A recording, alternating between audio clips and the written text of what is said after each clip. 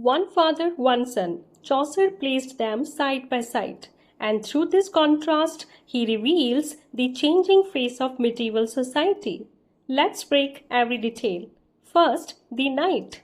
The very first word Chaucer uses for him is worthy, and that single word sets the entire standard. He is the highest ranking secular pilgrim on the journey, a man who carries four major virtues directly mentioned by Chaucer: truth, honor, freedom, courtesy. These aren't just qualities, they form the complete chivalry code.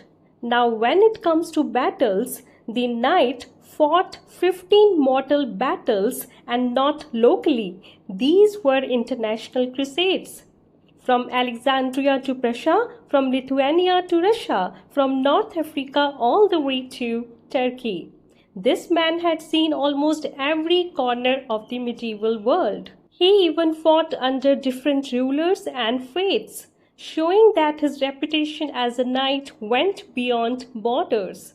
And in Prussia, he was honored with a place at the head of the table, one of the highest forms of respect a knight could receive. Now look at his appearance. The knight wears a simple fustian tunic stained with rust from his chainmail. Chaucer uses the word besmotted, meaning his clothes were stained and marked by long journeys and battles. Why so? Because he came directly from the battlefield to the pilgrimage. Instead of resting or changing into rich clothes, he joins the pilgrimage immediately, showing that duty and devotion mattered more to him than appearance. Even his horses are good, but never flashy or decorative, and despite all his achievements, Chaucer says he never spoke a rude word to anyone. Chaucer even describes him as meek as a maid, meaning that despite being a great warrior, he remained humble, gentle, and soft-spoken in behavior. The most respected warrior on the road, yet also the most humble. Now comes his son, the squire.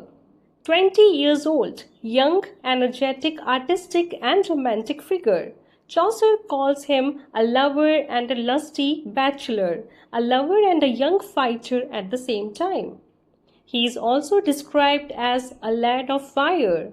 Unlike his father's international crusades, the squire fights in local military campaigns like Flanders, Artois, and Picardy. But the real difference lies in his motivation.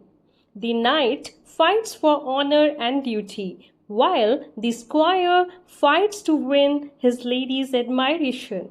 For him, romance becomes part of life itself, and this difference is visible even in his appearance. His clothes are embroidered with red and white flowers, looking like a fresh spring meadow. Unlike the rusty tunic of the knight, everything about the squire is colorful, youthful, and carefully presented. Even his curly hair appears styled to impress others. Chaucer describes him as fresh as the month of May. And he is not only a fighter, he sings, dances, writes poetry, draws pictures, plays music, and still knows how to joust in battle. A complete courtly figure. Chaucer even says he sleeps very little, like a nightingale lost in thoughts of love. But one important detail is often ignored. Despite his love for fashion and romance, the squire still carves meat for his father at the table. Chaucer describes him as lowly and serviceable. In medieval society, serving food to one's father was considered a sign of respect, discipline, and proper upbringing. So, even though the squire represents a younger and changing generation, he still honors the traditional hierarchy and values of his father. And that is why Chaucer is not attacking the squire. Instead, he is showing a society slowly moving from old medieval ideals toward a newer courtly culture. In many ways, the knight represents the old medieval world, a world of chivalry, Christian duty, honor, and discipline, whereas the Squire reflects a changing generation filled with romance, fashion, art, and courtly love. Chaucer creates this contrast through juxtaposition. A rusty tunic placed beside richly embroidered clothing, and through this comparison, he quietly comments on the changing nature of the aristocracy itself.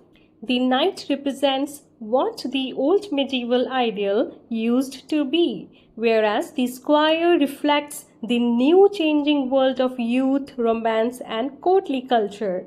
This contrast, written by Geoffrey Chaucer around 1387 in the Canterbury Tales, still remains one of the most discussed character comparisons in English literature. Master this contrast and you understand one of Chaucer's most important ideas. Save this, June is close, you have got this.